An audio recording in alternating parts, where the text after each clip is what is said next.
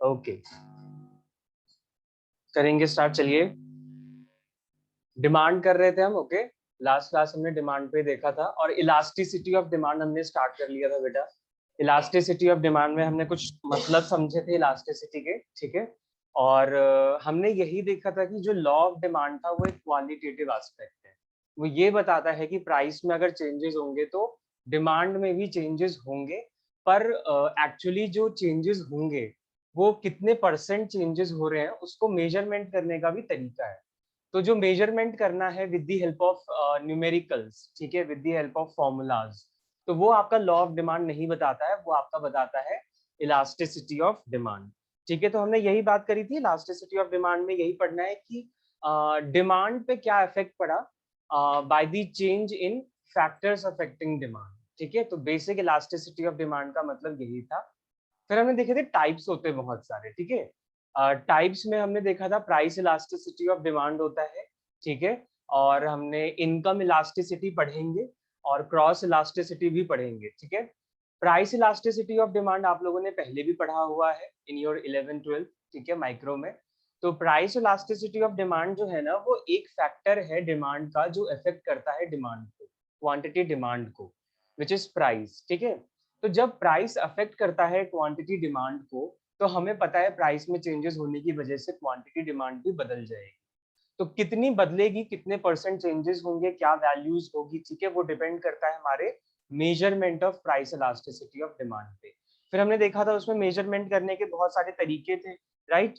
जो बेसिक, जो सबसे ज्यादा यूज किया जाने वाला मेथड है प्राइस इलास्टिसिटी ऑफ डिमांड में, वो हमारा होता है बेटा प्रोपोर्शनेट मेथड और परसेंटेज मेथड, राइट। एक बार मैं जरा वो पेज दिखा दूं आपको जहां पे हमने फॉर्मुलेज लिखे थे, वैसे बैकअप क्लासेस में आपको दिख गया होगा कल, ठीक है।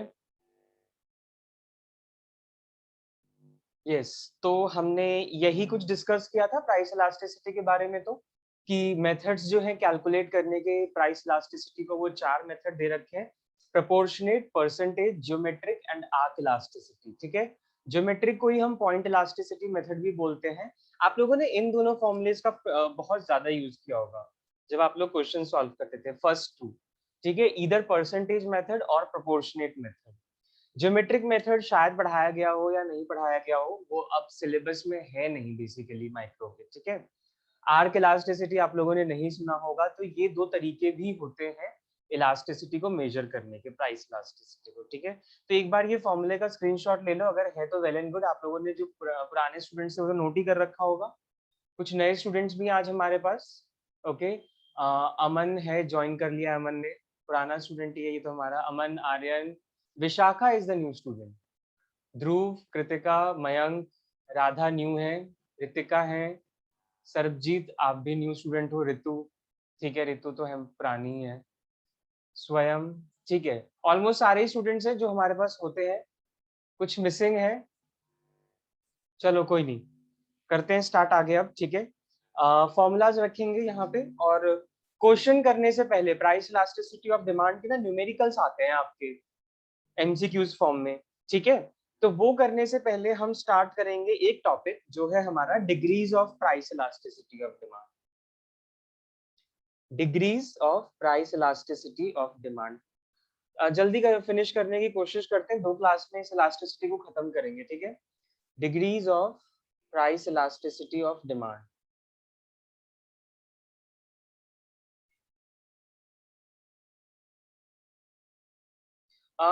ये क्वेश्चन करने से पहले ये टॉपिक मैं आपको इसलिए करा रहा हूँ क्योंकि जब हम क्वेश्चन करते हैं तो याद होगा आपको, जो इलास्टिसिटी की वैल्यू थी, ठीक है, कभी वो आपका लेस देन 1 हो जाता था, कभी वो इक्वल टू 1 भी हो जाते हैं, कभी वो ग्रेटर देन 1 भी होते थे, ठीक है। तो हमारे पास बहुत सारी डिग्री है कि जो हम कैलकुलेट करेंगे इलास्टिसिटी ऑफ डिमांड, ठीक है। तो उसके ये वैल्यूज आने की पॉसिबिलिटी है, ठीक है। तो अब हमें वही देखना है कि कितने टाइप से हमारे पास वैल्यू आ सकती है जब हम एक क्वेश्चन को सॉल्व करेंगे इलास्टिसिटी को, ठीक है। और मान लीजिए हमारे पास ये वैल्यूज आती हैं, 1 = 1 हो गया, ठीक है, इलास्टिसिटी इज इक्वल टू 1, या सपोज कर लीजिए इलास्टिसिटी की वैल्यू आपकी लेस देन 1 आई है, ठीक है। तो उसमें हम उसको बोलेंगे क्या, उसको एक टाइटल देते थे ना कि ये लेस इलास्टिक है, इन इलास्टिक जिसे हम बोलते हैं, या वो इलास्टिक है, हाईली इलास्टिक भी जिसे हम बोलते थे, ठीक है। तो कुछ ऐसा टर्म्स आपने सुना होगा, ठीक है। आप लोग अवेयर हो ना इस degree of elasticity of demand से, थोड़ा बहुत भी याद होगा, रिफ्रेश हो रहा होगा माइंड में। आई होप ये चीज आप लोगों ने सुनी होगी, ठीक है, तो ज्यादा डिफिकल्टी नहीं होगी ये समझने में। Okay, let's start with the first degrees. तो डिग्रीज आपका यही बताता है कि जब हम प्राइसेस में चेंजेस करते हैं, ठीक है, तो हमें नहीं पता डिमांड में कितना चेंज हो सकता है, उसके लिए हमें मेजर करना पड़ेगा, ठीक है। और मेजर करने के बाद जो वैल्यू आएगी उससे हमें पता चलेगा कि भाई तुमने अगर इतने परसेंट प्राइसेस में चेंजेस किए तो तुम्हारी क्वांटिटी में इतना चेंज आ गया, ठीक है। अब उसकी जो वैल्यू है वो 1 से लेस आ रही है, वो 0 से है, तो equal to 0, less than 1, equal to 1, greater than 1, जैसे भी आएगी वो डिपेंड करेगा कि कितना हमारा फ्लेक्सिबिलिटी है क्वांटिटी की with respect to the price, ठीक है। तो ऐसा नहीं बोला जा सकता कि आपने 5% इंक्रीज किया है प्राइस तो आपका 5% ही क्वांटिटी कम होगा, ठीक है। कितना भी कम हो सकता है, हमें नहीं पता। 40% भी डिक्रीज हो सकता है, 50% भी डिक्रीज हो सकता है, कुछ भी हो सकता है, ठीक है, इसीलिए हम डिग्रीज पढ़ रहे हैं। ओके, तो हमारे पास पहला जो केस आता है ना डिग्रीज में, वो है परफेक्टली परफेक्टली इलास्टिक डिमांड का। परफेक्टली इलास्टिक डिमांड, इलास्टिसिटी का मतलब होता है फ्लेक्सिबिलिटी, ठीक है। आपका जो डिमांड है वो कितना फ्लेक्सिबल है, उसमें कितने चेंजेस पॉसिबल हैं। तो यहाँ पे मैंने क्या लिखा है, perfectly elastic demand. Perfectly elastic demand का मतलब होता है बेटा आपका डिमांड कितना भी बदल सकता है, कोई फिक्स्ड वैल्यू नहीं है, कोई फिक्स्ड प्रपोर्शन नहीं है कि अगर मैंने प्राइसेस में इतने चेंजेस किए तो डिमांड इतना ही बदलेगा। ओके, ऐसा भी हो सकता है कि प्राइसेस फिक्स्ड है बट डिमांड इनफाइनाइटली आपका बढ़े जा रहा है, मे बी उसको कुछ अदर फैक्टर्स भी अफेक्ट कर रहे हैं, ठीक है।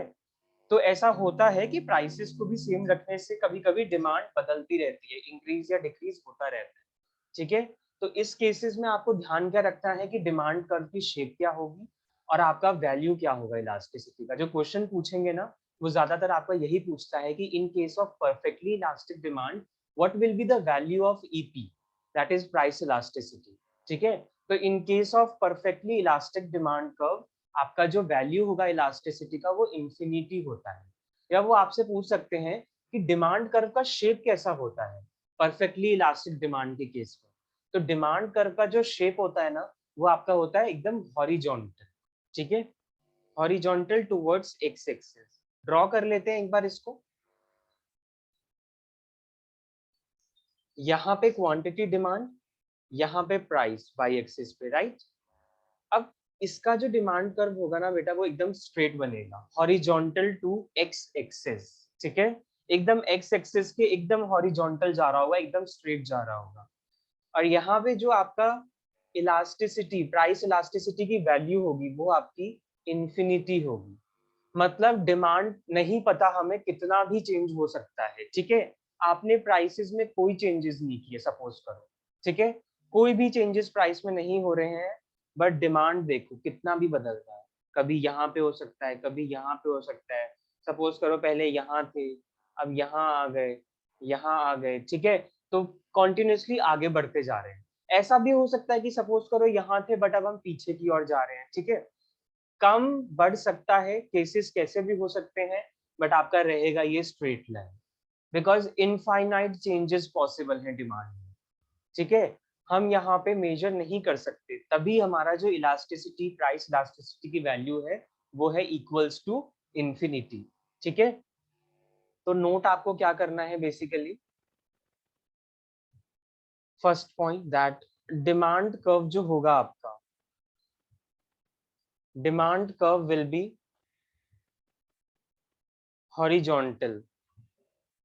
दो ही चीज आपको पूछी जाएगी, ज्यादा तो पूछते हैं वो लोग वैल्यू क्या होगी, ठीक है, वैल्यू क्या होती है इस केस में। और और भी फ्रीक्वेंटली जो पूछते हैं वो लोग पूछते हैं डिमांड कर्व का शेप कैसा होगा, ठीक है। तो demand will be horizontal towards X axis.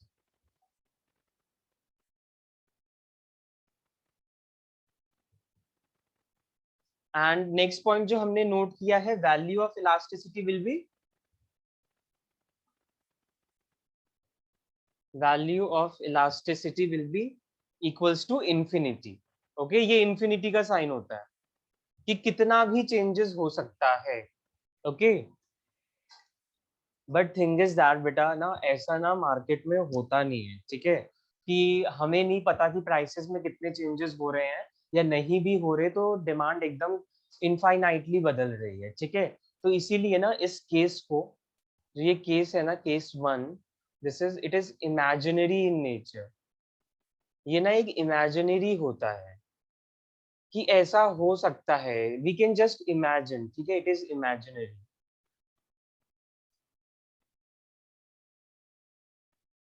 क्योंकि बात क्या है ना कि अगर ये इमेजिनरी नहीं होता ना, तो हम इसको मेजर कर सकते थे, ठीक है। नॉर्मली तो हम यही देखते हैं कि भाई प्राइसेस में इतने चेंजेस करें तो डिमांड इतनी हो गई, अप्रोप्रिएटली हम मेजर कर लेते हैं, कोई दिक्कत नहीं आता। बट ऐसा केस जहां पे मुझे यही पता नहीं चल रहा कि प्राइसेस कितने हैं, या सपोज करो मैंने कोई चेंजेस ही नहीं किए प्राइस में, उसकी वजह से मेरा डिमांड फ्रीक्वेंटली इनफाइनाइटली बदलता जा रहा है, और मैं ये भी नहीं बोल सकता कि कितना बदला है, तो ऐसा कोई भी सिचुएशन नहीं होता, ठीक है। इनफाइनाइटली चेंजेस पॉसिबल है, ठीक है, पर ऐसा बोल दो कि मेजरमेंट नहीं किया जा सकता, इट इज नॉट पॉसिबल, ठीक है। तो इसीलिए इस केस को हम बोलते हैं इमेजिनरी इन नेचर। ये बस एक इमेजिनर, एक इमेजिन है आपका कि ऐसा हो सकता है, बट नॉर्मली होता नहीं है in the real world. Second case आपका आता है perfectly elastic demand, perfectly in elastic,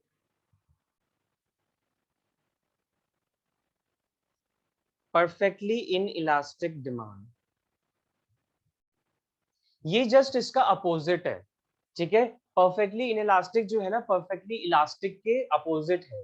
perfectly elastic में हम क्या बात कर रहे हैं कि प्राइसेस में कोई चेंज करो या ना करो, डिमांड इनफाइनाइटली बदल जाएगी। ओके, कितना भी चेंजेस हो सकता है, पर ये क्या बोलता है, परफेक्टली इनइलास्टिक मतलब कंप्लीटली इनफ्लेक्सिबल, चेंजेस पॉसिबल ही नहीं है डिमांड में। तुम प्राइस में 5% चेंज करो, 2% चेंज करो, या नहीं भी चेंज करो, ठीक है, डिमांड में तुम्हारे कोई चेंजेस नहीं होगा। ओके, तो इसीलिए ये जो है ना इसका कर्व वो कुछ आपका ऐसा बनता है।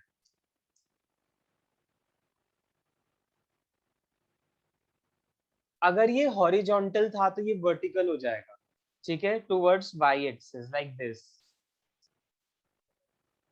वो इसलिए बिकॉज देखो क्वांटिटी सेम है, ठीक है, प्राइसेस पे तुम कुछ भी चेंजेस कर सकते हो, ये कर दो, ये कर दो, ये कर दो। सपोज हम पहले इतना थे प्राइस, ठीक है, तो क्वांटिटी इतनी थी, this is price, this is quantity, ठीक है, इतना। अब मैंने प्राइसेस बढ़ा दिए, तो भी तो मेरी क्वांटिटी उतनी ही है, क्वांटिटी की तो सेम लाइन है, प्राइसेस घटाए तो भी क्वांटिटी सेम ही है। तो आप देख रहे हो प्राइसेस P है, P1 है, P2 है, बट क्वांटिटी का सेम ही है, दैट इज Q, ठीक है। तो इसका मतलब क्या हुआ कि आप प्राइसेस में कुछ भी चेंजेस कर लो, डिमांड आपकी बदल ही नहीं रही है। तो भैया जब डिमांड बदल नहीं रही है, तो इसका मतलब मेरा जो इलास्टिसिटी होगा, price elasticity, it will be equal to zero, ठीक है। जीरो क्यों? क्योंकि कुछ भी चेंजेस नहीं हो रहे मेरी डिमांड में, मेरी क्वांटिटी बदल ही नहीं रही है, जबकि उसमें इनफाइनाइटली बदल रहा था, इसीलिए वहां पे वैल्यू इनफाइनाइट थी, पर यहाँ पे आपका जीरो हो जाएगा, ठीक है। नोट कर लेना वो दो बातें, ठीक है।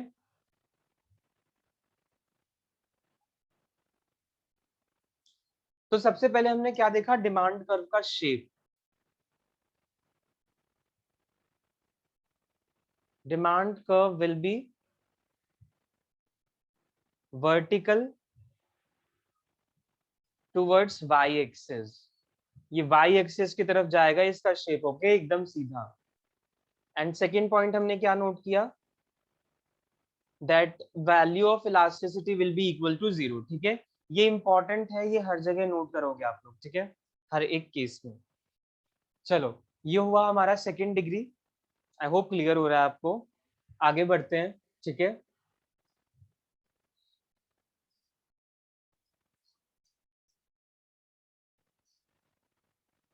यस, अब आता है हमारा थर्ड केस। अब जो केसेस है ना वो ज्यादा है। अच्छा बेटा, ये भी जो आपका केस था ना, दैट इज परफेक्टली इनइलास्टिक का ये भी आपका इमेजिनरी होता है। कभी देखा है ऐसा कि प्राइसेस में 5% मतलब कुछ भी चेंजेस की और क्वांटिटी में कोई चेंज ही नहीं हुआ? ऐसा पॉसिबल है? What do you think? Possible है क्या ऐसा? माइंड में ऐसी बातें आ रही हैं? अगर आ रही है तो यहाँ रखो ताकि थॉट्स क्लियर रहेंगे। क्या पॉसिबिलिटी है कि हम प्राइसेस में चेंजेस करें तो क्वांटिटी में कोई भी चेंज ना हो? लाइक एक सिंगल परसेंट के भी चेंजेस ना हो, फिक्स्ड ही रहे क्वांटिटी। क्या ऐसा पॉसिबल है? क्या बोलते हो बताओ? बताओ चैट बॉक्स में यस नो कुछ आंसर।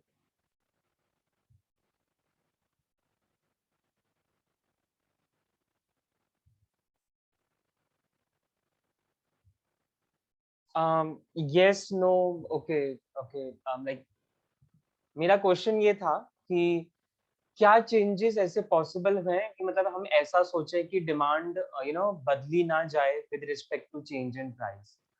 तो आप मैक्सिमम लोग कह रहे हैं नो, ठीक है, ऐसा नहीं हो सकता, तो विच इज गुड, ठीक है, हाँ, ऐसा नहीं हो सकता बिकॉज हमें पता है कि अगर हम सिंगल परसेंट भी चेंजेस करेंगे प्राइस में तो हमारा पूरा का पूरा डिमांड बदला बदला जा सकता है। हाँ, प्रपोर्शन जो है वो कम ज्यादा हो सकता है, ठीक है, बट ऐसा तो नहीं है कि फिक्स्ड ही रहे।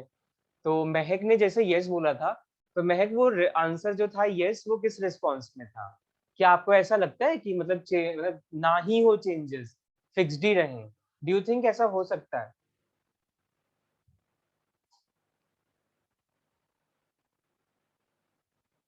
एक आंसर मेरे पास यस आया था, रितिका का था शायद।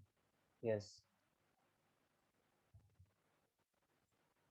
बेटा, ऐसा नहीं हो सकता, ठीक है, कि आप प्राइसेस में चेंजेस करो डिमांड में चेंज ही ना हो, ठीक है। इसीलिए जो ये वाला केस भी है ना हमारा, ये हमारा इमेजिनरी है, ये दो केसेस हमारे इमेजिनरी ही होते हैं, ठीक है, इट इज इमेजिनरी। इमेजिनरी इसलिए बिकॉज ऐसा पॉसिबल नहीं है। हाँ, हम एक बार को ये बोल सकते हैं कि यार स्मॉल चेंजेस हो रहे हैं, बहुत बहुत माइनर चेंज हो रहा है डिमांड में, ठीक है, जैसे हम बेसिक नेसेसिटीज में देखते हैं, बहुत कम चेंजेस हो रहे हैं, पर ऐसा तो है नहीं कि एकदम फिक्स्ड रह जाएगा, कुछ तो होगा, कुछ तो कम होगा या कुछ तो ज्यादा होगा ही, ठीक है। तो it is imaginary in nature, but ध्यान रखना है, ठीक है।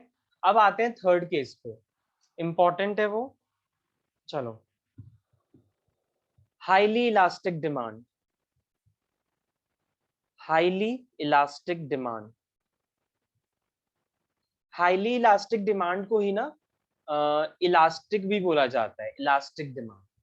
तो कभी कभी वर्ड यूज कर लेते हैं बुक्स में, हाईली इलास्टिक या इलास्टिक भी बोल दोगे तो इसका मतलब वही है कि हाँ भाई ये हाईली ही है, ठीक है। हाईली इलास्टिक डिमांड और इलास्टिक डिमांड कुछ भी बोलो बात बराबर है, ठीक है। हाईली इलास्टिक का मतलब क्या होता है? एक छोटा सा चेंज किया प्राइस में, क्वांटिटी में बहुत ज्यादा चेंजेस आ गए, ठीक है। सपोज करो आपने प्राइसेस इंक्रीज कर दिए 5% से, तो आपकी जो क्वांटिटी डिमांड है ना वो 10% से डिक्रीज हो गई, ठीक है। तो यहाँ पे देख रहे हो प्रोपोर्शन, जो चेंज है ना प्रोपोर्शन का, वो आपका ज्यादा हो रहा है in case of quantity demand, ठीक है। आपने 20% इंक्रीज कर दिए प्राइसेस, तो 50% डिमांड कम हो गई। तो यहाँ जो ये 20 और 50 का रेशियो है ये फिक्स्ड नहीं है, ज्यादा किस में चेंजेस हो रहे हैं? डिमांड में, जब हम छोटा सा चेंज कर रहे हैं प्राइस में। तो हाईली इलास्टिक डिमांड का मतलब ही यही है कि एक छोटा सा चेंजेस करोगे ना तुम प्राइस में, 2% का, 5% का, 10% का, जितने भी परसेंट का, तुम्हारी जो क्वांटिटी डिमांड है ना वो तुम्हारे परसेंटेज चेंज इन प्राइस से ज्यादा ही होगी, ठीक है। वो मे बी 40%, 50%, 80% चेंज हो जाएगी, ओके। तो यहाँ पे जो डिमांड कर्व होगा वो आपका कुछ फ्लैटर होगा, लाइक दिस, ठीक है, फ्लैटर एकदम। दिखाता हूँ कैसे। देखो सपोज करो ये प्राइस है, इतना प्राइस पे इतनी क्वांटिटी, ये प्राइस फिक्स किया, ये क्वांटिटी हुई, ठीक है। अब तुम क्या करो, तुम ना थोड़ा सा प्राइसेस को डिक्रीज कर दो। Suppose this is your P1, ठीक है। तुमने एक छोटा सा चेंजेस किया, क्या किया, P से P1 पे आ गए, माइनर डिक्रीज इन प्राइसेस। अब जरा क्वांटिटी पे देखना, ये देखो Q1 कितना ज्यादा बढ़ गया है।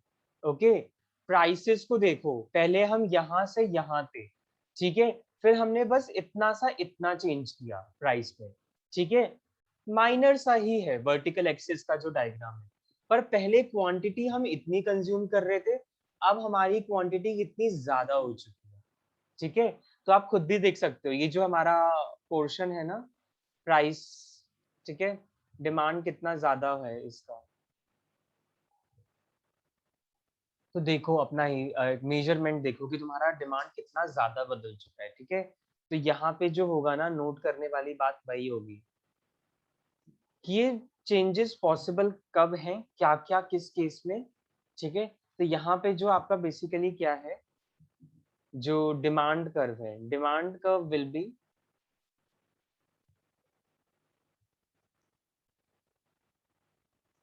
आप खुद देख सकते हो, इतना सा हमने चेंज किया प्राइस में, बस इतना सा, ठीक है, क्वांटिटी इतनी ज्यादा बदल गई है। तो होता है कभी कभी छोटा सा चेंजेस करेंगे प्राइस में तो डिमांड ज्यादा हो जाता है। तो demand curve will B flatter, यहाँ पे जो डिमांड कर्व होता है ना, वो फ्लैटर होता है, ठीक है। और सेकेंड पॉइंट तो हमें नोट करनी है, वैल्यू क्या होगी, वैल्यू इस केस में आपकी जो इलास्टिसिटी की होती है वो होती है ग्रेटर देन 1, ठीक है। तो ये 2 पॉइंट नोट कर लो आप लोग। हाँ, इसमें एग्जाम्पल भी पूछ सकता है, तो कुछ गुड्स डाल देना इसमें एग्जाम्पल्स, जो आपके बेसिकली आते हैं वो आते हैं आपके luxurious goods, luxurious goods like your AC, ठीक है, रेफ्रिजरेटर, ऑटोमोबाइल्स भी इसमें आ जाएंगे, ठीक है। तो ये हमारे कुछ लग्जरियस गुड्स हैं, इसके प्राइसेस में तुम चेंजेस करोगे छोटा सा, लोग डिमांड होल्ड कर देंगे, बोलेंगे यार अभी महंगा पड़ रहा है, ठीक है, थोड़े टाइम बाद देखेंगे, जब सीजन आएगा इसका, या जब इसका थोड़ा सा ना मार्केट कम हो जाएगा प्राइसेस, तब हम इसको खरीद लेंगे, ठीक है। तो लग्जरियस गुड्स में हम हमेशा प्राइसेस को पहले इंपॉर्टेंस देते हैं। अच्छा, एक टीवी खरीदना है, इतने का पड़ रहा है ये सेट, ये वाला मॉडल है, ठीक है, कोई बात नहीं, देखते हैं अभी, ठीक है, प्राइसेस हमें ज्यादा लग रहे हैं, हम अपने ना ट्राई करते हैं कि चलो लो बजट थोड़ा देखते हैं, ठीक है, इससे थोड़ा कम में मिल जाए, सस्ते में मिल जाए, ये थोड़े टाइम होल्ड कर लो। लग्जरियस गुड्स हमारे नेसेसिटी थोड़ी ना होते हैं, कार तुम्हें चाहिए पर जरूरी थोड़ी ना अभी चाहिए, तुम थोड़ा वेट कर सकते हो, 4 महीने 5 महीने 1 साल भर भी वेट कर लोगे, ठीक है। तो इसीलिए बोलते हैं लग्जरियस गुड्स की जो डिमांड होती है ना, वो बहुत ज्यादा बदल जाती है अगर हम छोटा सा भी चेंजेस करें प्राइस में, ठीक है। तो इसीलिए आपकी इलास्टिसिटी ज्यादा होगी in case of luxurious goods. Now fourth जो होगा वो होगा less elastic demand, less elastic demand, इसी को हम बोलते हैं इन इलास्टिक। लेस इलास्टिक बोलो या इन इलास्टिक बोलो, बात बराबर है। इसका मतलब क्या है, चेंजेस तो हो सकते हैं, अगर हम प्राइसेस को थोड़ा सा इंक्रीज या डिक्रीज करें तो डिमांड में भी चेंजेस हो सकते हैं, ठीक है, बट उतने ज्यादा चेंजेस नहीं होंगे। अगर हम स्मॉल चेंज कर रहे हैं प्राइसेस में, तो हमारा डिमांड भी जो है वो थोड़ा कम ही बदलेगा, ठीक है। या फिर आप ये कह लो कि चलो प्राइसेस में ज्यादा इंक्रीज या डिक्रीज कर दिए, पर डिमांड में आपका ज्यादा इंक्रीज डिक्रीज आपको देखने को नहीं मिलेगा, ठीक है। जैसे कि कमोडिटीज नेसेसिटीज होती हैं, अगर सपोज करो हम एक प्रोडक्ट है, ठीक है, जो हमारी नेसेसिटी है, लाइक सॉल्ट हो गया, ठीक है, तो सॉल्ट एक ऐसा है, सॉल्ट, शुगर, ब्रेड, ठीक है, ये सब बेसिक नेसेसिटीज हैं, वीट, राइस, ठीक है। तो अगर इसके प्राइसेस मान लो, एक ब्रेड के प्राइसेस अगर आज के टाइम पे 30 का मिलता है, और अगर हम उसे 35 या 40 कर दें, तो ब्रेड कंजम्पशन बंद हो जाएगा क्या, ब्रेड का मार्केट बंद हो जाएगा, ब्रेड के कंज्यूमर्स चले जाएंगे? ऐसा नहीं होगा। हाँ, डिमांड बदलेगी, बट उतनी ज्यादा नहीं बदलेगी, ठीक है, क्योंकि bread is the basic necessity. आप इसमें कितने भी चेंजेस कर दो, डिमांड में ज्यादा चेंजेस नहीं होंगे, क्योंकि सर्वाइवल के लिए कुछ खाना तो पड़ेगा ना यार। तो खाना खाना है, तो इसका मतलब खाना तुम्हारी नेसेसिटीज है।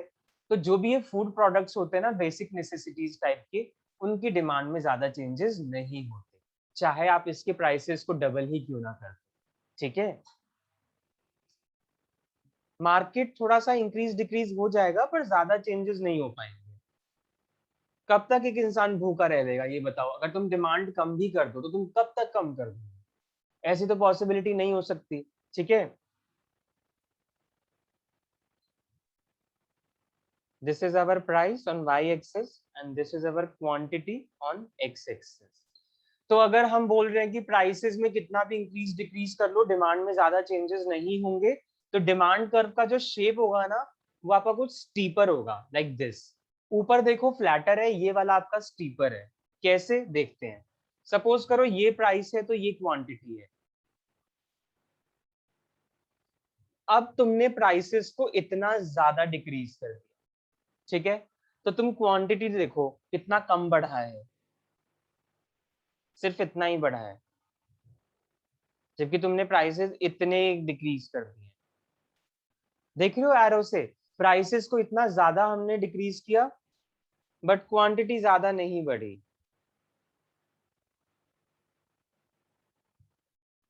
तो वही बात है इसमें कि चाहे आप इंक्रीज करो चाहे डिक्रीज करो, अगर चेंजेस होंगे तो माइनर ही होंगे, डिमांड में ज्यादा चेंजेस नहीं होंगे। ठीक है, तो this is the thing that कि हमें इस केस में जो डिमांड कर्व मिला, ठीक है, वो कैसा हुआ? वो स्टीपर हुआ। नोट करेंगे वही दो बातें।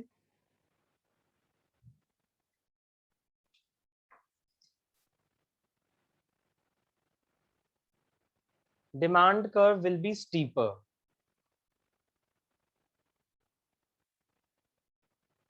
स्टीपर माउंटेन जैसे होता है ना, फ्लैट और स्टीपर, फ्लैट माउंटेन्स और स्टीप माउंटेन्स। ठीक है, तो स्टीपर का मतलब क्या होता है कि खड़ी है एकदम। ठीक है, स्टैंडिंग पोजीशन और थोड़ा सा वर्टिकल एक्सिस की साइड आ रही है। ठीक है, तो आपका वही है कि एकदम ना स्ट्रेट जाने के लिए उसमें है, मूड में।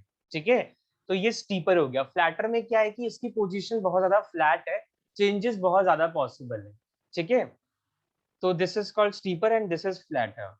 और इलास्टिसिटी की जो वैल्यू होगी वो इसमें वो होगी लेस देन 1। अगर हमारा हाईली इलास्टिक में ग्रेटर देन 1 है तो लेस इलास्टिक में लेस देन 1 हो जाएगा। ठीक है, ये पॉइंट नोट करेंगे। उसके बाद हम बढ़ेंगे लास्ट डिग्री। 5 ही डिग्रीज होती हैं, perfectly elastic, perfectly inelastic, highly elastic, less elastic, और तीसरा पांचवा जो है वो है हमारा यूनिटरी इलास्टिक। यूनिटरी इलास्टिक में कोई बताएगा जो ईपी की वैल्यू है वो कितनी होती है? 1। वेरी गुड, सबको पता होगा यार ये तो। फिफ्थ केस है हमारा unitary elastic. Very good. Unitary का मतलब क्या होता है? Is equals to 1, right? Unit, unitary elastic method, unitary elastic demand. ठीक है, unitary elastic demand. Unitary elastic demand का मतलब क्या है कि जितना प्राइसेस में चेंजेस कर रहे हो उतनी ही क्वांटिटी में भी चेंज हो रहा है। सपोज करो तुमने 10% से प्राइसेस इंक्रीज कर दिए तो तुम्हारी क्वांटिटी भी ना 10% से ही डिक्रीज होगी। प्रोपोर्शन सेम रहता है यहाँ पे, देख लो 5% उधर तो 5% इधर, 10% उधर तो 10% इधर। ऐसा नहीं है कि 10% चेंजेस की तो 50% इंक्रीज या डिक्रीज हो जाएगा डिमांड में। नो, प्रोपोर्शन सेम रहता है यहाँ पे। ठीक है, तो इसीलिए जो डिमांड कर्व होगा ना वो आपका एकदम कुछ स्ट्रेट लाइन होगा इसका। ठीक है, जो नॉर्मल डिमांड कर्व जो हमने देखा था ना लॉ ऑफ डिमांड में, वैसा होता है ये। ठीक है, स्ट्रेट लाइन एकदम। वो कैसे? देखो, जितना तुमने प्राइसेस किया, ये सपोज करो ये प्राइस है, ये क्वांटिटी। ठीक है, this is your price, this is your quantity. अब तुम इतना प्राइसेस को ना क्या कर दो, डिक्रीज कर दो। ठीक है, तो उसकी वजह से देखो क्वांटिटी सेम नहीं है, बिल्कुल सेम है। एरो देखो, P से P1 पे आ गए और Q से Q1 पे पहुंच गए। ठीक है, तो आप खुद देख सकते हो यार कि जितना प्राइसेस में चेंज किया है क्वांटिटी में भी उतने ही चेंजेस हैं। ओके, तो यहाँ पे क्या है? Percentage change in price is equals to percentage change in quantity demand. कुछ पॉइंट्स हैं जो आ जाते हैं दिमाग में, तो बाद में मैं नोट करवा रहा हूँ आपको इसको, बट आपको बेसिक्स बातें पता चल गई होंगी, ठीक है। तो आप चाहो तो ये सारी चीजें ना पिछले वाले उसमें भी नोट कर सकते हो। Like in case of highly elastic, percentage change in price, okay, जो परसेंटेज चेंज इन क्वांटिटी है that is greater than the percentage change in price. In case of less elastic demand, your percentage change in quantity demanded is less than the percentage change in price, ठीक है। In case of unitary elastic demand, percentage change in price is equals to percentage change in demand. दोनों में equal changes है। तो वही बात आ गई, note करेंगे वो दो बातें अब। अच्छा, इसमें ना दो तरीके से पूछा जा सकता है कि पहली बात, शेप जो हम बात कर रहे थे, demand curve will B, demand curve will be straight line. एक तो पहली बात ये याद करने की, आपको स्ट्रेट लाइन होगा ये, ठीक है। और दूसरा जो नोट करना है वो आपका, ये शेप को पता है हम क्या बोलते हैं? Rectangular hyperbola, rectangular hyperbola, rectangular hyperbola, okay. ये भी ध्यान रखना है, in case of unitary elastic demand, आपका जो शेप होगा डिमांड कर्व का वो स्ट्रेट लाइन तो होगा ही होगा, बट दूसरा शेप जो है ना, इसको नाम मिला है वो है रेक्टेंगुलर हाइपरबोला। रेक्टेंगुलर हाइपरबोला का मतलब होता है वही बात कि जितना हमारा एक्स एक्सिस के जो वेरिएबल है उसमें जितना हम चेंज कर रहे हैं, उतना ही चेंज हमारा वाई एक्सिस के वेरिएबल है, ठीक है। मतलब अगर मैं ये कर्व ड्रॉ करूं, तो इनके अंदर का जो एरिया है ना एक्स एक्सिस और वाई एक्सिस का, वो सेम रहेगा, ठीक है। तो वही बात है, सेम है तो दिस इज यूनिटरी इलास्टिक, ठीक है। तो ये बात आप एक नोट करना, पूछा जा सकता है डिमांड कर्व, जो shape of demand curve in case of unitary elastic demand will B, ये ऑप्शन दे दिए। तो जहां पे भी रेक्टेंगुलर हाइपरबोला या स्ट्रेट लाइन लिखा होगा, चुपचाप से उसे टिक कर देना, ठीक है। यहाँ पे जो प्राइस इलास्टिसिटी की वैल्यू होगी that will be equal to 1। Equal to 1 तभी तो हम बोलते हैं ना, इक्वल टू 1 क्यों है? क्योंकि जितना हमने उसमें चेंज किया उतना ही इसमें चेंज आया। तो जब तुम फॉर्मूला लगाओगे इलास्टिसिटी का, percentage change in quantity demand divide by percentage change in price, तो तुम्हारा percentage change in quantity demand suppose करो 20% था, तो तुम्हारा परसेंटेज चेंज प्राइस भी 20% होगा।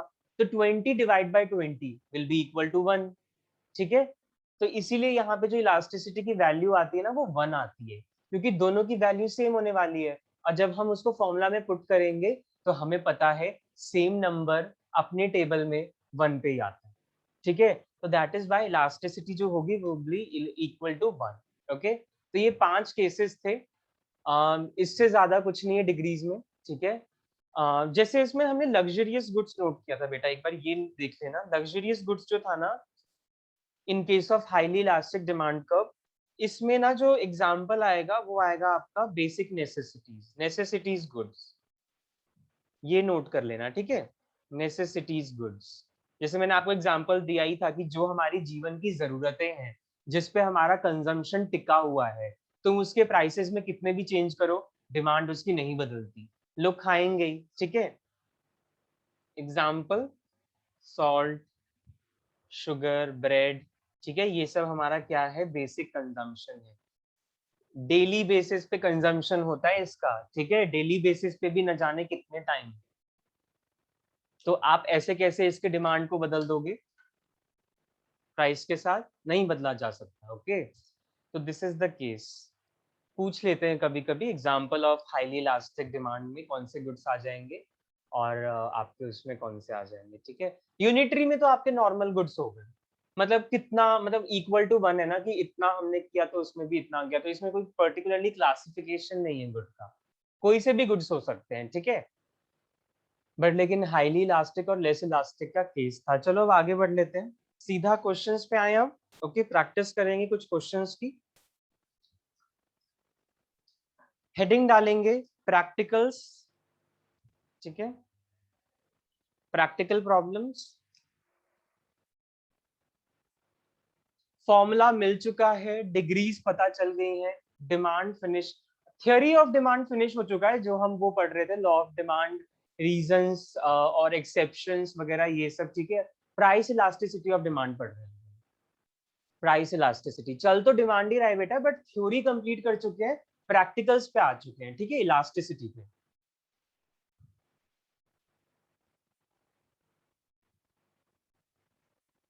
वीडियोस आप ऑन रखें, ठीक है, ये पार्ट इंटरेस्टिंग होता है बिकॉज मुझे पर्सनली ये क्वेश्चन सॉल्व करने में बहुत मजा आता था।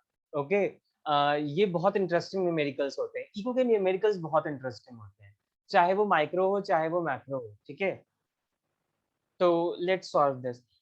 अच्छा बेसिक क्वेश्चन है यहाँ पे, किस किस को, सबको इको पसंद है वैसे, starting from your 11th and 12th, because commerce students में ना बहुत कम ही ऐसे होते हैं जिनको इंटरेस्ट होता है इको में। तो कौन कौन स्टूडेंट है जरा मैं जाने हमें भी कि किस किस को इको पसंद था, starting from your 11th and 12th। Micro अच्छी नहीं लगती थी, स्वयं मुझे तो माइक्रो ही सबसे ज्यादा अच्छी लगती थी इन 12th, अच्छी लगी थी। ओके चलो, मैक्रो गुड। ओके मैक्रो भी अच्छी है बट मुझे माइक्रो ज्यादा पसंद है। माइक्रो में न्यूमेरिकल ज्यादा है, मैक्रो में कम है, सिर्फ वो एडीएस और नेशनल इनकम ही था उसमें। ओके गर्ल्स, यस गर्ल्स में से किसी को पसंद नहीं था? No sir, interest is stats, stats तो बहुत इंटरेस्टिंग होती है सही में। महक, हाँ महक आपके रिस्पॉन्स से पता चलता है, आप बहुत रिस्पॉन्ड करते हो, तो मुझे उसमें पता चलता है कि ना you are brilliant in eco, तो पता चलता है। जब तक समझ आती थी तब तक अच्छी लगती थी, जब तक समझ आता है तब तक सब कुछ ही अच्छा लगता है, जब समझ नहीं आता को कोई भी सब्जेक्ट अच्छा नहीं लगता, ठीक है। ओके मैक्रो पसंद था यार, यहाँ पे majority is in the favour of macro. Okay हाँ भाई मैक्रो भी अच्छी है, मैक्रो में एडीएएस बहुत अच्छा था। रितु कह रही इको नहीं था, ओके तब तो आपको बहुत फोकस करना पड़ रहा होगा रितु, है ना, तो ध्यान से समझना है इसको। मयंक भी कह रहे कि इको नहीं था आपके स्कूल में। ओके ओके मेरे ख्याल से फिर क्या आप लोग सीबीएसई बोर्ड से तो नहीं होंगे फिर, अगर इको नहीं थी ना तो आप लोग सीबीएसई बोर्ड से नहीं होंगे, फिर मे बी आप लोग यूपी बोर्ड से हो, क्योंकि सीबीएसई में तो इस कंपलसरी है ना, इको तो है ही है, इसलिए यार सबको ही मैक्रो पसंद है।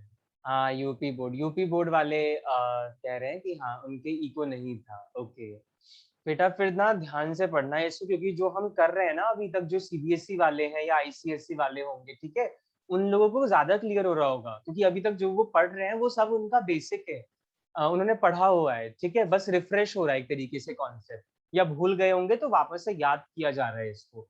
बट जो लोग न्यू पढ़ रहे हैं, आप लोग जरा अच्छे से पढ़ना, घर पे भी टाइम दो, और यहाँ पे भी जो समझाया जा रहा है ना वो भी अच्छे से पढ़ना है, ठीक है, क्योंकि आप लोगों के लिए न्यू है ये, सीबीएसई बोर्ड वालों के लिए तो न्यू नहीं है।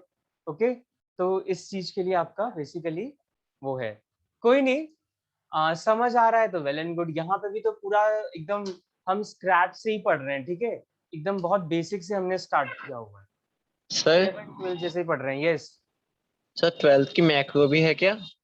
ट्वेल्थ में नहीं, ट्वेल्थ की मैक्रो नहीं है यहाँ पे, आपका आपका माइक्रो वाला पोर्शन है, और आपका है बेसिकली बिजनेस एनवायरनमेंट या इंडियन इको था ना, उसका कॉन्सेप्ट ज्यादा है आपका। ओके मैक्रो है नहीं यहाँ पे, मैक्रो नहीं है।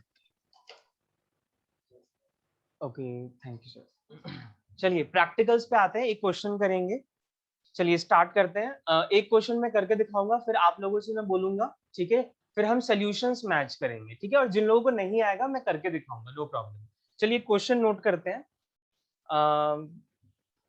यहाँ पे मैं कुछ क्वेश्चंस लेके आया था, कुछ मटेरियल से थे, कुछ मेरे थे, तो लेट्स सॉल्व फर्स्ट क्वेश्चन, ठीक है, बहुत बेसिक वाला क्वेश्चन है अभी तो।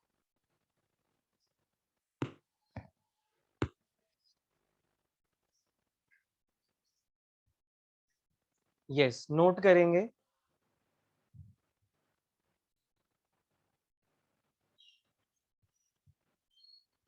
Due to fall in price, due to fall in price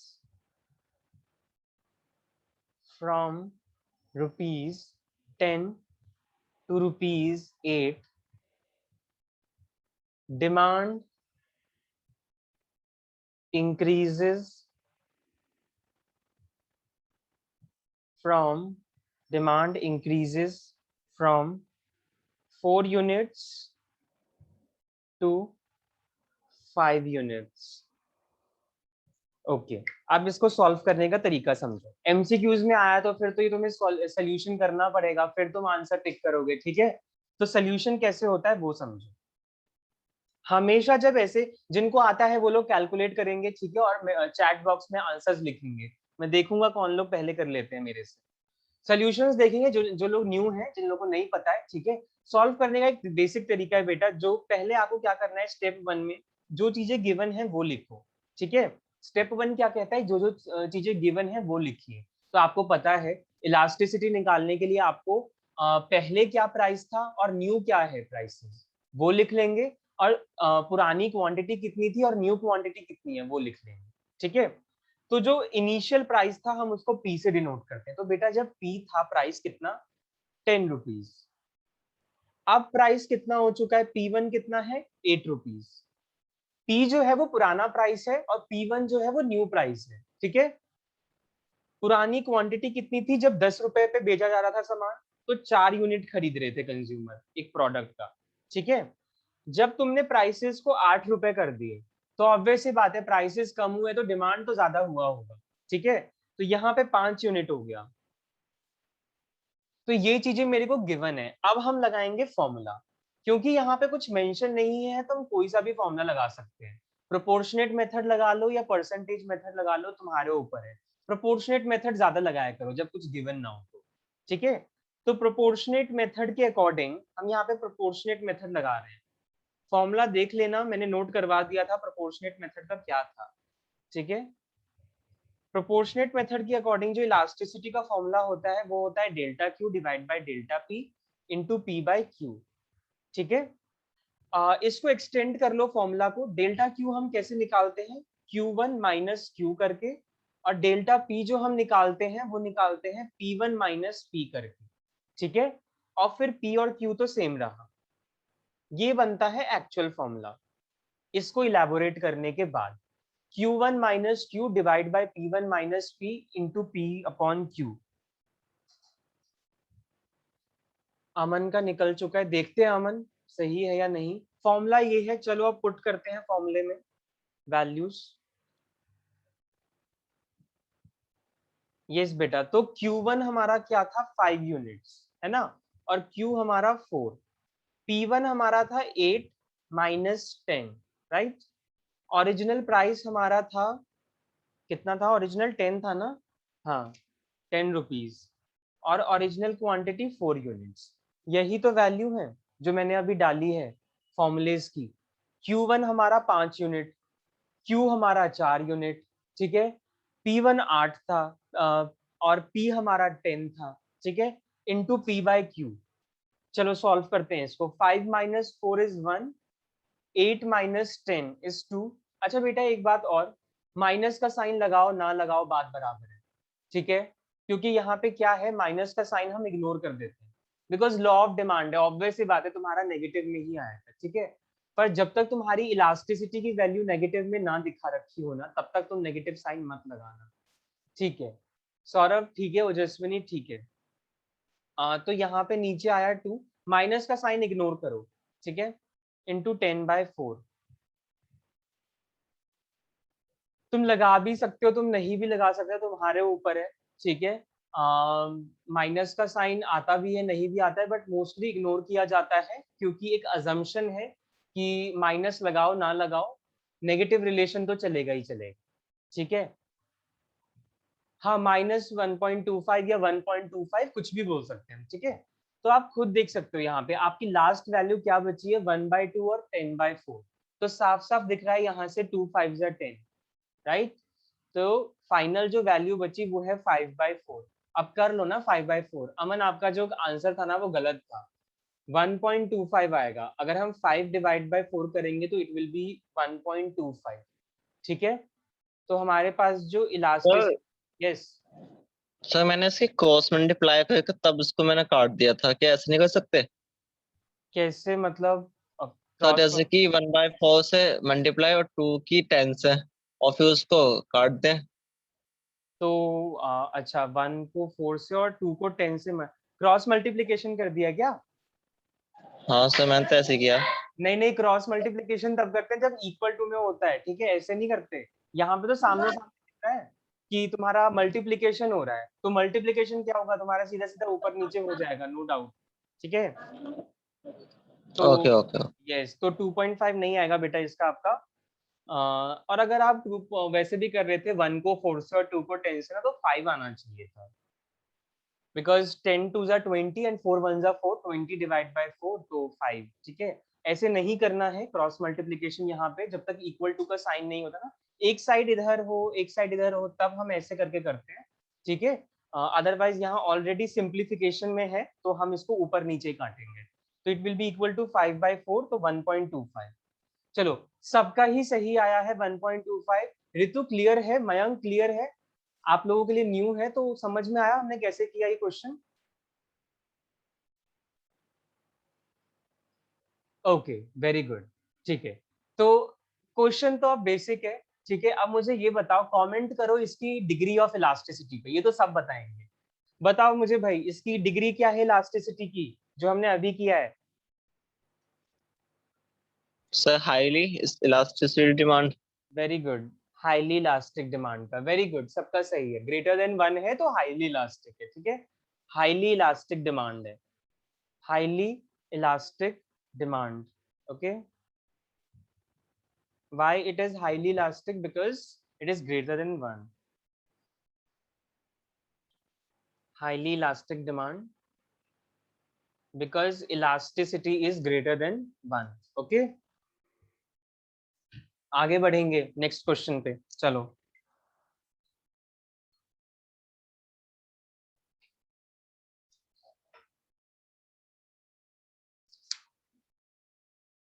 yes, next question note करते हैं। The price of A commodity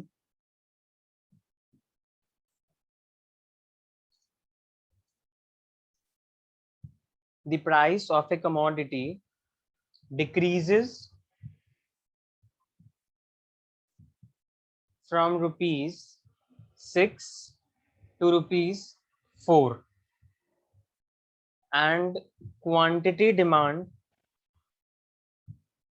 of the good increases from 10 units to 15 units. Find price elasticity of demand. Yes, prices decrease हुए, 6 से 4 हो गए, उसकी वजह से जो क्वांटिटी है वो बढ़ गई है। आप लोगों को इलास्टिसिटी निकालनी है। लेट्स कैलकुलेट, अपना अपना सब कैलकुलेट करें। ठीक है, और मुझे चैट बॉक्स में बताएं क्या वैल्यू आई है। अब सब करेंगे, मैं तो यहाँ पे कर ही रहा हूँ।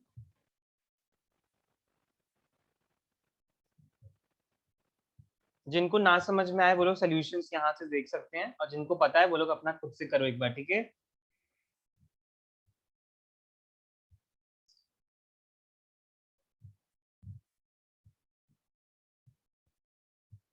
Q1 हमें 15 है हमारा, Q10 था, P1 4 है, और P जो है वो 6 है, इंटू 6/10। ओके, अच्छा लोगों के आने भी लगे आंसर। ओके चलो,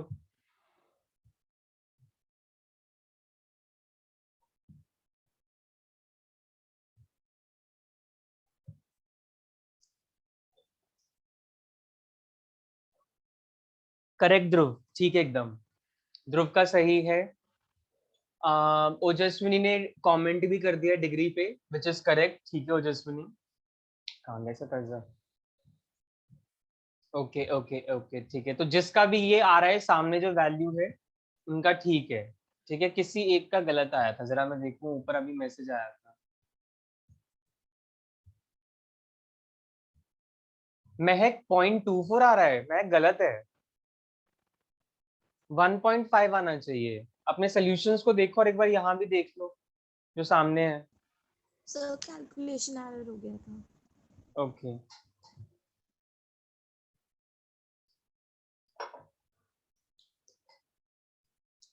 ठीक है 1.5। ठीक है, सब बताएंगे डिग्री कितनी होगी, डिग्री क्या होगी इसकी?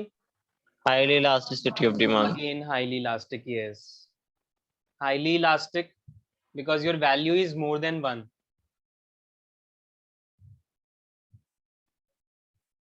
Because ED is greater than 1। ठीक है, यस, ठीक है। आगे बढ़ते हैं, नेक्स्ट क्वेश्चन करेंगे। नेक्स्ट क्वेश्चन में दूसरा फॉर्मूला लगाएंगे, ठीक है, प्रोपोर्शनेट मेथड नहीं लगाएंगे। चलो आगे बढ़ते हैं।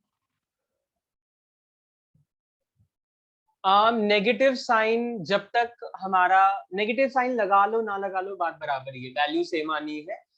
हम इग्नोर इसलिए करते हैं बिकॉज एक ये माइंडसेट अजम्पशन है कि नेगेटिव रिलेशन होता है प्राइस और डिमांड में, तो चाहे आप लगाओ ना लगाओ। पर हाँ, स्पेसिफिकली वो क्वेश्चन जिसमें तुम्हारा इलास्टिसिटी की वैल्यू गिवन हो, इलास्टिसिटी की वैल्यू गिवन हो तो जरा देख लेना, इलास्टिसिटी की वैल्यू जब गिवन है तो क्या उसमें माइनस का साइन लगाया हुआ है या नहीं। अगर लगाया हुआ होगा तो फिर तुम भी लगाओगे इसमें, अगर नहीं लगाया होगा तो फिर तुम इग्नोर करोगे। ठीक है, तो अभी तो हम नॉर्मल क्वेश्चन कर रहे हैं जिसमें इलास्टिसिटी की वैल्यू तो हमें निकालनी है, दी थोड़ी ना हुई है। जब दी होगी ना तो चेक कर लेना इलास्टिसिटी की वैल्यू पॉजिटिव में दे रखी है या नेगेटिव में। अगर पॉजिटिव में दे रखी होगी तो तुम भी इग्नोर करना, और अगर नेगेटिव में दे रखी है तो इग्नोर मत करना माइनस का साइन। ठीक है, क्वेश्चन करेंगे, क्लियर हो जाएगा डाउट। ठीक है, आगे बढ़ते हैं।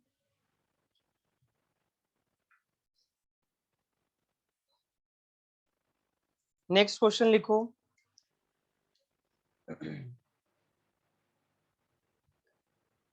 A 5% fall, a 5% fall in the price of a good leads to a 15% rise in its demand. Determine coefficient of elasticity of demand and comment on its value. This is your question. अब यहाँ पे देखो values नहीं है, percentage वाला terms में दे रखा है, तो सिंपल सी बात है परसेंटेज वाला फॉर्मूला लगा लो। परसेंटेज मेथड वाला फॉर्मूला लगेगा, परसेंटेज मेथड। याद होगा आप लोगों को परसेंटेज मेथड क्या बोलता था, percentage change in quantity demand divide by percentage change in price. According to the percentage method, elasticity of demand का फॉर्मूला होता है percentage change in quantity demand divide by percentage change in price. Okay, ठीक है Ritika, percentage change in quantity demand directly given है 15%, और percentage change in price directly given है 5%। तो भैया 15 की टेबल 5 की टेबल में 15 कब आता है?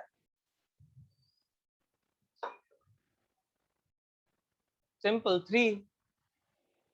Your price elasticity is equals to 3। सबका 3 आ रहा है। डिमांड आपका है highly elastic because greater than 1।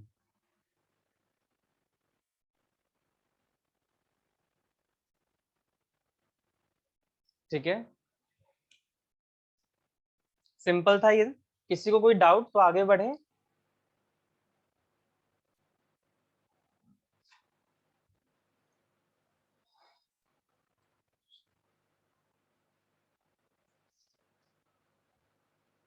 चलो आगे बढ़ते हैं फोर्थ क्वेश्चन पे। एक मिनट रुको।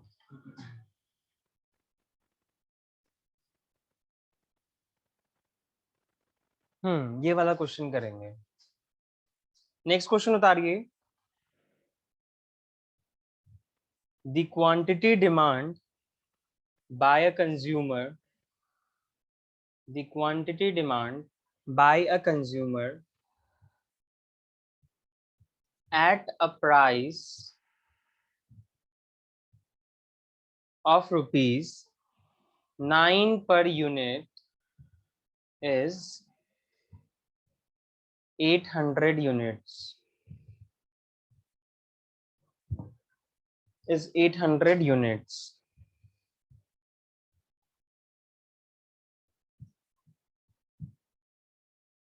ये 8 है. Its price falls by 25% and quantity demand rises by 160 units. 160 units. Calculate elasticity of demand.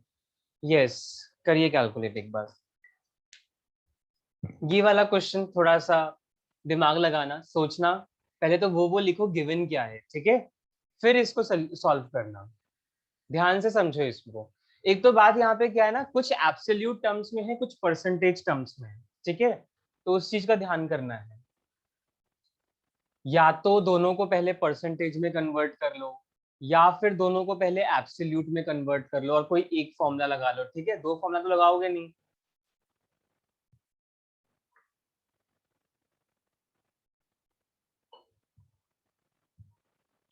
चलिए कैलकुलेट करिए एक बार इसको.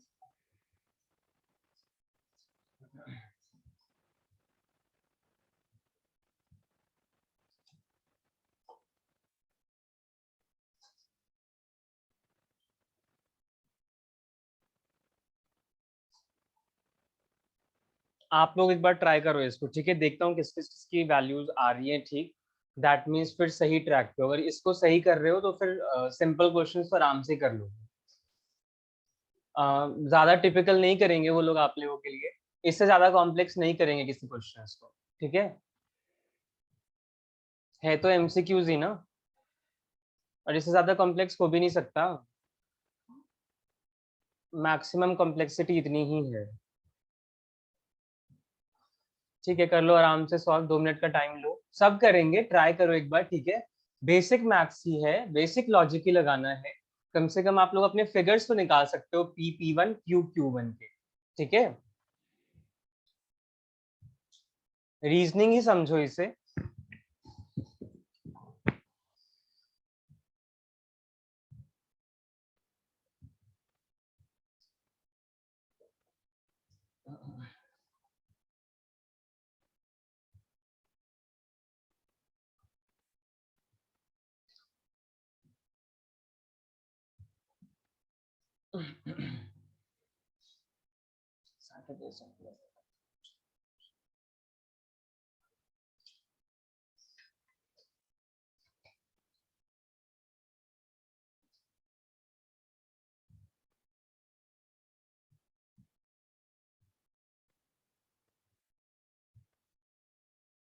वेरी गुड रितिका, ठीक है. एक रिस्पॉन्स मिल चुका है मुझे, बाकी लोग भी करें हम.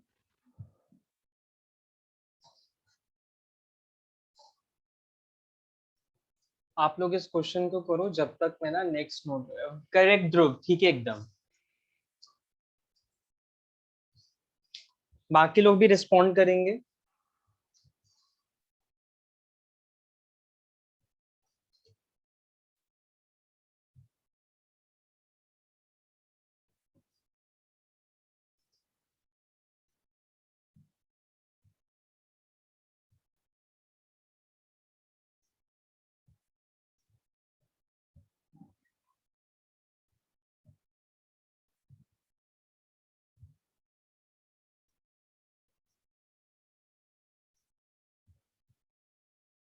करेक्ट रितिका, ठीक है. Very good.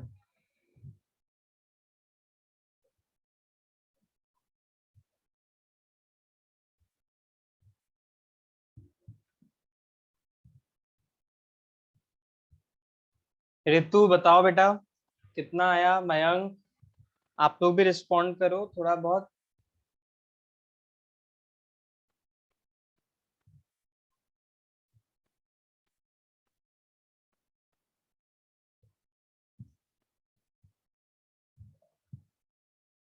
अमन निकला.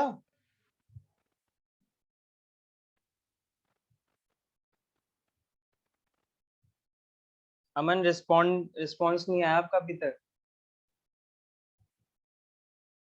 महक आप बताओ।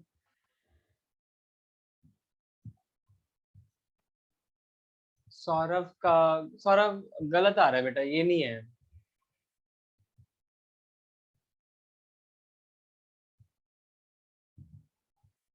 लगता है बाकी लोग निकाल ही रहे हैं। चलो अब मैं बता देता हूँ, ठीक है।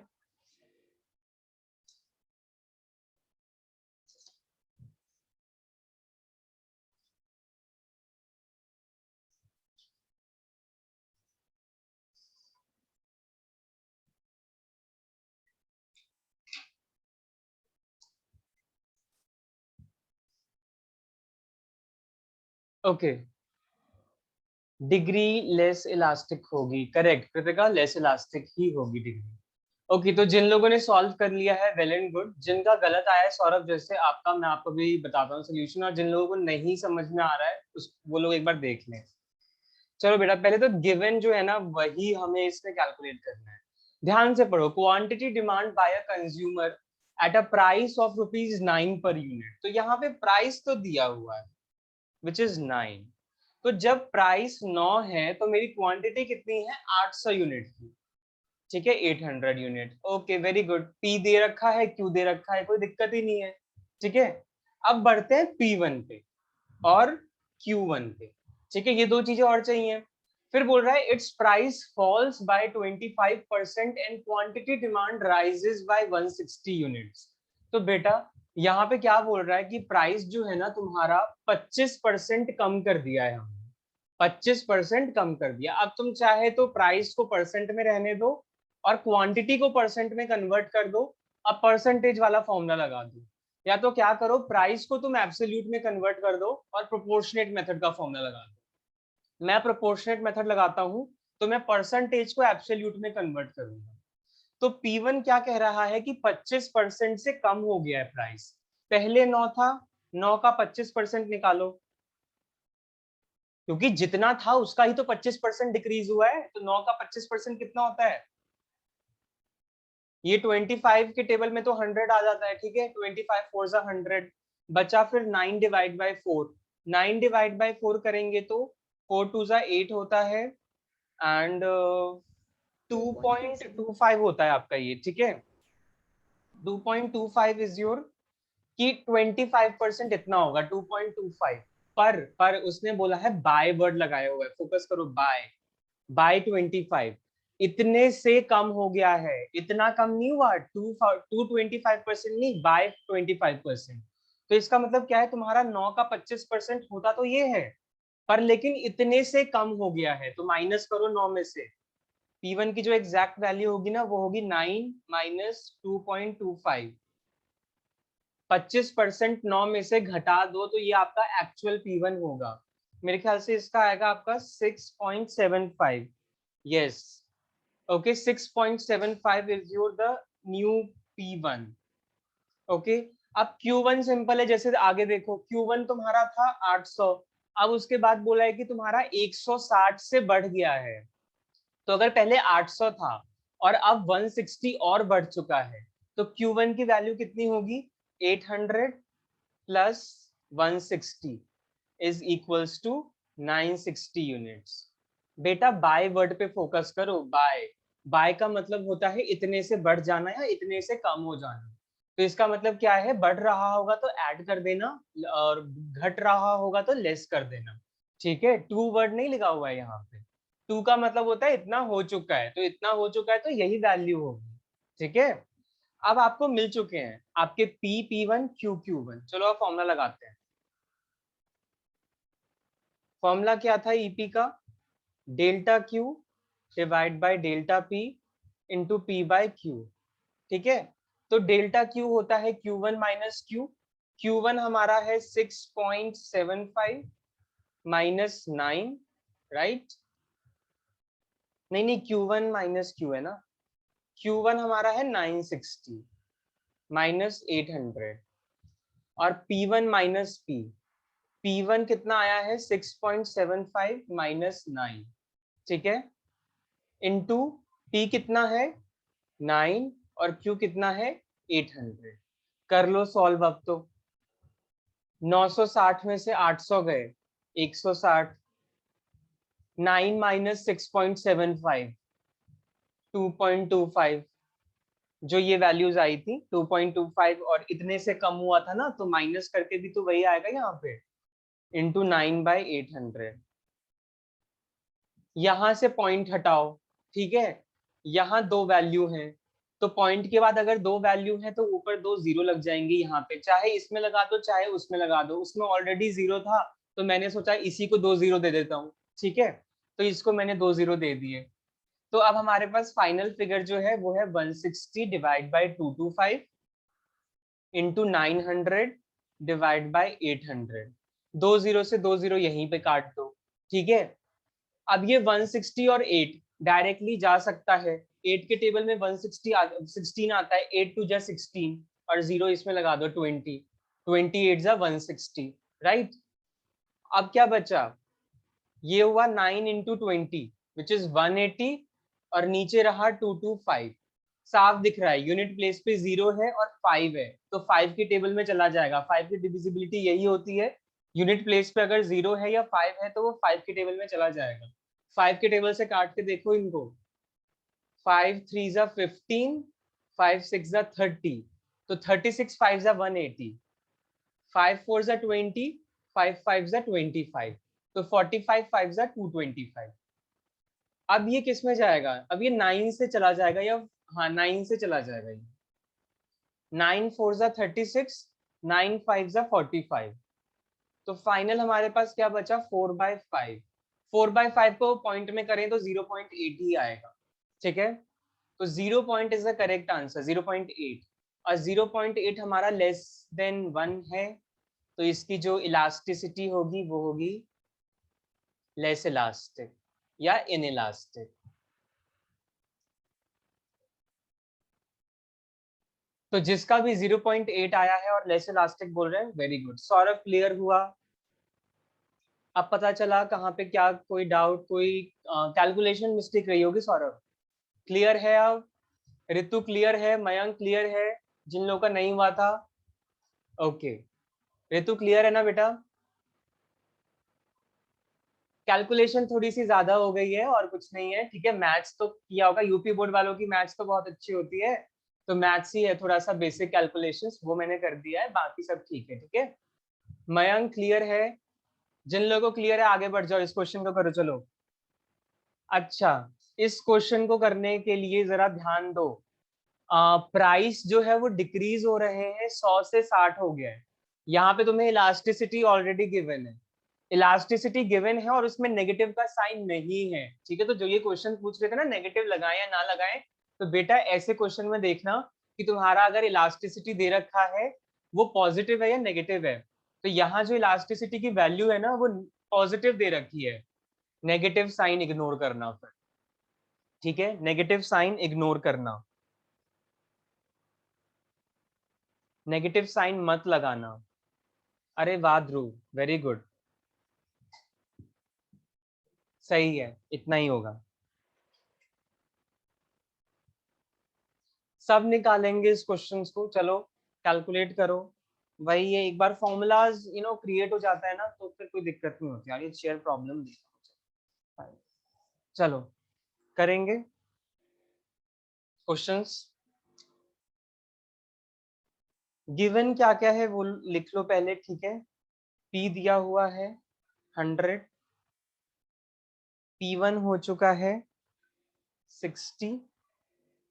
जब तुम्हारा प्राइस 100 था तो क्वांटिटी नहीं, क्वांटिटी थी 30 यूनिट्स। अब तुम्हें न्यू क्वांटिटी नहीं दे रखा, ये निकालना है, पर लेकिन एक और चीज दे रखी है, इलास्टिसिटी 1.5 कॉमन दे रखा है, ठीक है। वही होता है बेटा, अगर फॉर्मूले में 5 चीजें बोली गई हैं उसमें से 4 चीजें गिवन है तो पांचवा आराम से निकल जाता है। ओजस्विनी गलत है आपका न्यू क्वांटिटी बेटा। क्वांटिटी कम कैसे हो जाएगी, 30 से 12 बता रहे हो आप। आपका प्राइसेस डिक्रीज हुआ है, देखो ना 100 से 60 हो गया है, तो आपका 30 से ज्यादा ही होना चाहिए ना क्वांटिटी, तो आपका तो कम आ रहा है।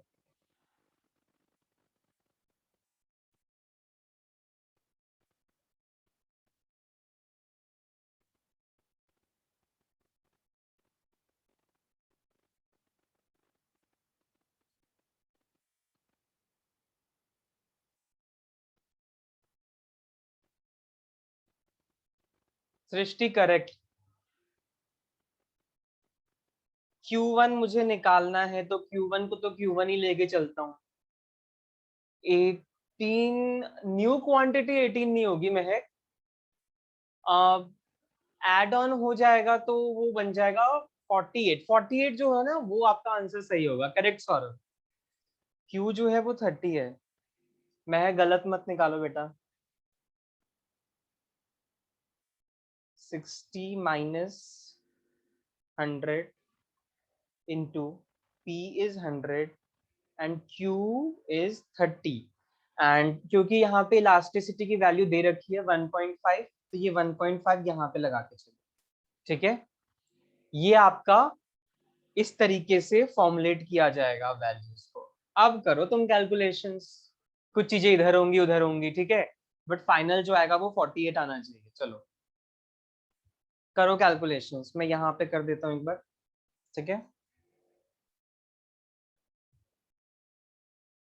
तो 1.5 is equals to Q1 minus 30, 60 minus 100 is 40, minus नहीं लगा रहा हूँ क्योंकि इलास्टिसिटी पॉजिटिव है, into 100 divide by 30।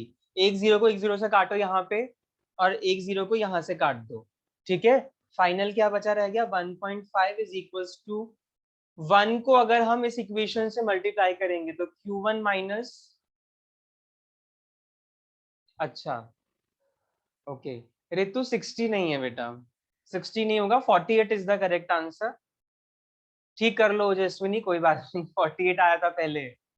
Okay Q1 minus 30 is the new equation and यहाँ पे 4 है और इधर 3 है, तो सामने सामने तो मल्टीप्लाई ही होता है, तो इट विल बी 12, ठीक है। Change in quantity demand is 18 and new, very good, ठीक है ओके। मयंक का भी आ चुका है, वेरी गुड मयंक। 1.5 इंटू 12 किया तो इज इक्वल्स टू 18, ठीक है, वो कर लेना, मैंने मल्टीप्लाई कर लिया था पहले ही, सॉल्व कर लिया था मैंने इसको, ठीक है। तो 1.5 into 12 is 18, Q1 is equals to minus 30, ठीक है, ये इक्वेशन है। तो इक्वेशन तो आप लोगों को पता है, जब ये बन जाए तो हम कैसे वैल्यूज निकाल सकते हैं, 18 रखो, माइनस का 13 इधर आके प्लस का 30 हो जाएगा और Q1 को उधर ही रखो पॉजिटिव में, ठीक है। तो your Q1 is equals to 48, नई क्वांटिटी ही निकालनी थी हमें, Q1 विच इज 48 यूनिट्स। आ चुका है, सबका सही है, वेरी गुड, सबका सही है। बस एक ऋतु आपने जो 60 बोला था ना बेटा, अब समझ में आया 60 नहीं है, ये सोल्यूशन क्लियर हो रहा है ऋतु, देख लो एक बार। विशाखा का भी सही है, वेरी गुड, ओके ठीक है, ठीक है। मैं ना ऐसा करूंगा आप लोग के ना, वैसे तो क्या होता है ना कि लिमिटेड ही है क्वेश्चंस आपके मटेरियल में, ठीक है, मैं आपको बहुत सारे क्वेश्चंस भेज दूंगा, आप लोग वो कर लेना और जिसमें भी डाउट होगा ना मुझे बता देना, हम डिस्कस नहीं कर पाएंगे क्योंकि बहुत ज्यादा हो जाएगा फिर। अगर नॉर्मली समझना हो तो इतना भी काफी है, ठीक है, क्योंकि अगर न्यूमेरिकल आता है तो 1 से 2 आएगा, इससे ज्यादा तो आएगा नहीं, ठीक है। तो अगर आप लोगों को और करना हो ना, प्रैक्टिस हाथ बैठाना हो, तो मैं आपको 12-15 न्यूमेरिकल्स भेज दूंगा, ठीक है, उसमें से आप लोग कर लेना। ओके ये क्वेश्चन हो गया है हमारा, उसके बाद थोड़ा सा टाइम है तो हम एक लास्ट क्वेश्चन कर लेते हैं, ठीक है। चलो अब ये सब करेंगे और सब सही आंसर देंगे, सब सही आंसर देंगे, वैसा ही है जैसा अभी हमने 5th किया है, ठीक है। बस एक बात नोट करने वाली है उसमें, तो ध्यान करना, मैं नहीं बताऊंगा, तुम लोग ही नोट करोगे। चलो 6th क्वेश्चन नोट करो। A consumer by 80 units of a good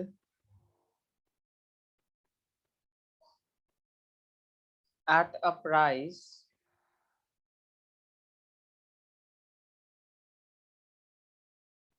of rupees 4 per unit,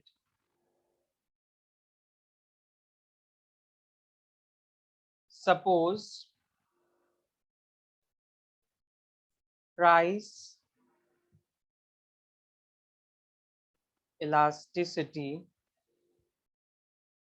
of demand is minus का 4, एट व्हाट प्राइस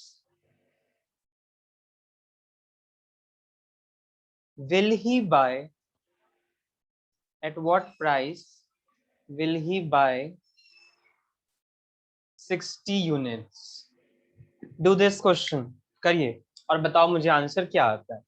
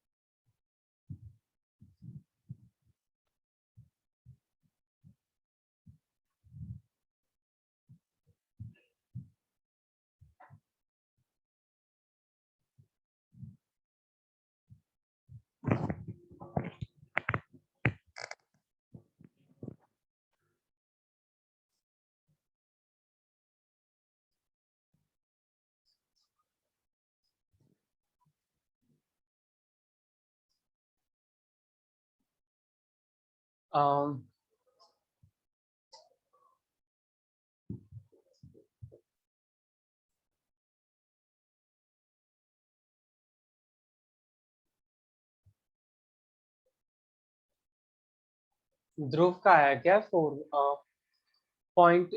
सबका अलग अलग आ रहे हैं, ना तो 4 है, ना तो 0.125 है, ना तो 8 है. 8 सबका गलत है. हाँ, सृष्टि का सही है, एक का तो सही हुआ. चलो सृष्टि करेक्ट. नहीं हो जसविनी, ये नहीं है, रॉन्ग. ध्रुव क्या कहना है? ध्रुव का आंसर नहीं मिला मुझे शायद अभी तक. ध्रुव स्वयं.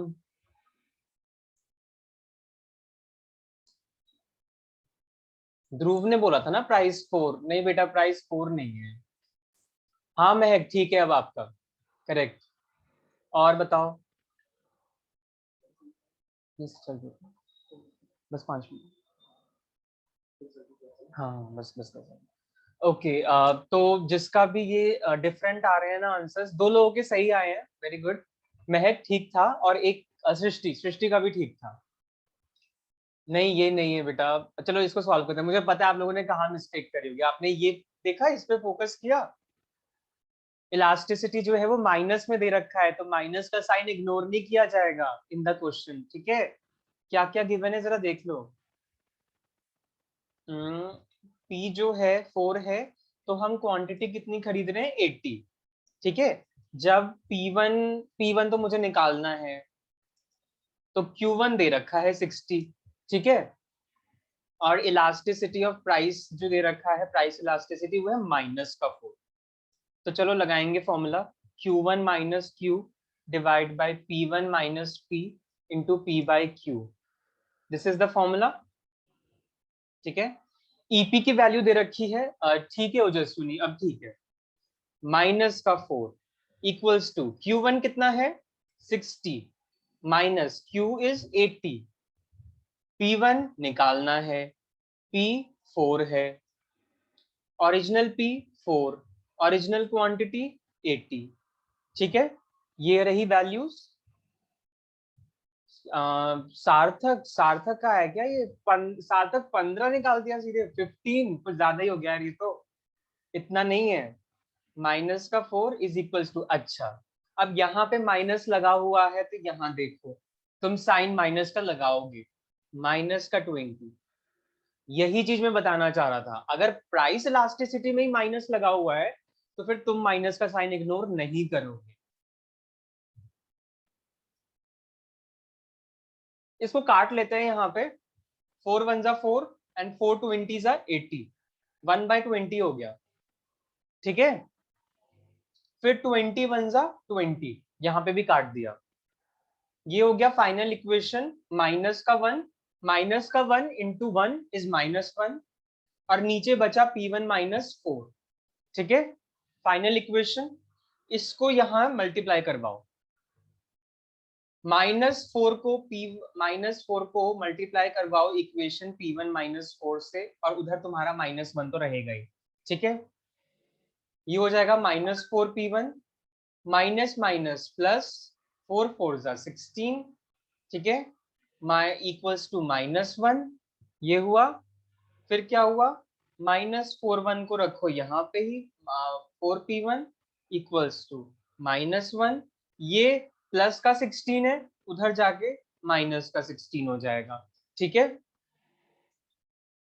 तो ये क्या होगा, -4 P1 is equals to minus minus plus which is 17 plus sign minus का, है ना। यही था इंटीजर हमारा। कृतिका सही है, आपका ध्रुव सही है, ठीक है।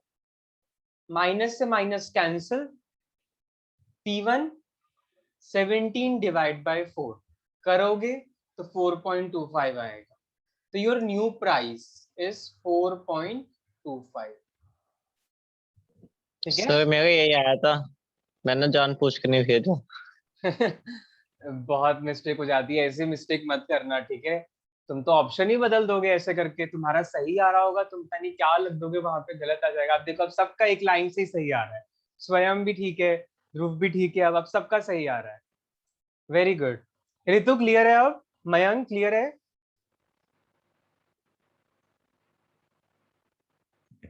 बस छोटी सी चीज थी, माइनस का साइन इग्नोर नहीं करना था, और कुछ नहीं था। यस, ओके, ठीक है बात बेटा। पूछनी।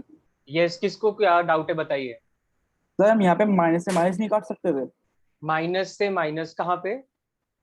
सर -4 इज इक्वल टू 1 और -1 अपॉन P1 -4 वाले पे। वहां पे भी काट सकते हैं, उससे कोई फर्क तो पड़ेगा नहीं, यहाँ काटे या वहां काटे, डायरेक्टली हमारा 4.25 फिर भी आ जाएगा ना। Yes sir. हाँ, तो कोई बात नहीं, आप वहां भी काट सकते हो, नो डाउट, बट थोड़ा सा सिंप्लीफाई करने के लिए वहीं पे कॉम्प्लेक्स ना हो, क्योंकि हम वहां पे बहुत कटिंग कर रहे थे, इसलिए मैंने यहाँ पे आके थोड़ा समझाया। Okay sir. तो वही है, स्टूडेंट हो आप लोग, मैथ्स आप लोग को आती है, तो आप लोग कहीं से भी कोई भी कैलकुलेशंस करो, मुझे तो समझाना होता है, तो मुझे लगता है कि चलो कुछ स्टूडेंट्स ऐसे होंगे जिनको कैलकुलेशंस में भी प्रॉब्लम हो, तो इसीलिए मैंने ऐसे कर दिया आपको। अदरवाइज सबको सब क्लियर है तो वेल एंड गुड, आप लोग कैसे भी निकाल सकते हैं एग्जाम में, ठीक है। चलिए बच्चे, तो यहाँ पे आके प्राइस इलास्टिसिटी इज क्लियर, ठीक है। कुछ क्वेश्चंस मैं भेज दूंगा, वो लोग आप लोग कर लेना, ठीक है। अब हम नेक्स्ट बढ़ेंगे उसके बाद ज्योमेट्रिक मेथड पे in the next class. Point method भी वहीं पे डिस्कस कर लेंगे, आर्क इलास्टिसिटी को डिस्कस नहीं करेंगे, फॉर्मूला ही काफी था उसमें, ठीक है। फॉर्मूला अगर कोई क्वेश्चन आएगा और तुमसे स्पेसिफाई कर देगा इसको आर्क इलास्टिसिटी से निकालो, तो हम आर्क इलास्टिसिटी का फॉर्मूला लगा देंगे, ठीक है। तो एक दो क्वेश्चन देख लेंगे, उससे ज्यादा कुछ नहीं होगा उसका। ज्योमेट्रिक मेथड के बाद हम सीधा डिस्कस करेंगे इनकम इलास्टिसिटी और क्रॉस इलास्टिसिटी ऑफ डिमांड, ठीक है, जो हमने देखा था वो भी होते हैं। तो 1 से 2 क्लास में फिनिश करेंगे इसको। सेकेंड क्लास तक नेक्स्ट जो होगा उसमें तो हम सप्लाई स्टार्ट कर ही देंगे, ठीक है, सप्लाई का शुभारंभ तो हो ही जाएगा। तो जो नेक्स्ट क्लास वो होगी ना आपकी, वो होगी आपकी परसों, बिकॉज कल मैं थोड़ा बिजी हूँ, तो कल आपकी यहाँ क्लास नहीं है, कल थोड़ा सा कहीं और काम है, तो आपको मैं नेक्स्ट क्लास जो लूंगा वो सैटरडे संडे होगा, ठीक है। क्लासेस आपका हमने ऐसे ही एलोकेट कर रखा है, डेली बेसिस पे नहीं है, क्योंकि बीच बीच में मुझे वीकडेज पे भी काम है, ठीक है। तो वो उस दिन आपकी छुट्टी हो जाया करेगी और संडे को वो क्लास हो जाया करेगी। तो वैसे हुआ कि हमने एक ना डिस्ट्रीब्यूट कर रखेंगे, ये डेज पे आपकी क्लास हुआ करेगी। तो कल नहीं है ईगो की क्लास, परसों होगी, परसों और संडे को होगी, ठीक है। तो ये थोड़ा ध्यान रखना। बाकी हम मिलते हैं बेटा नेक्स्ट क्लास में। विद द न्यू टॉपिक, ठीक है, इसको आगे फर्दर इलैबोरेट करेंगे, तब तक ध्यान रखिए और आगे क्वेश्चंस करते रहिए। ओके ओके बच्चे, bye bye. Okay, thank you for today. Bye sir. Bye bye bye bye. Okay.